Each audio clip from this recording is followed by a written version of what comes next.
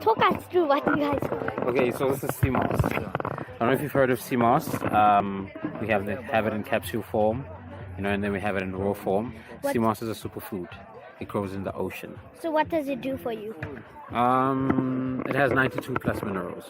So like I said, it is a superfood that you really need. It helps with a lot of sicknesses and illnesses that one might have. It also helps cleanse the mucus out of the body. So yeah, it's an amazing herb. Once you have made your gel, you just take 2 or 3 tablespoons, put it in your food or your soup, you just stir it up. Even for smoothies, it's perfect for smoothies. Moringa is a superfood. All of these products here are soaps. Yeah, these ones are soaps. And then we have our yellow duck capsules. Yeah, yellow duck is rich in ions. How much?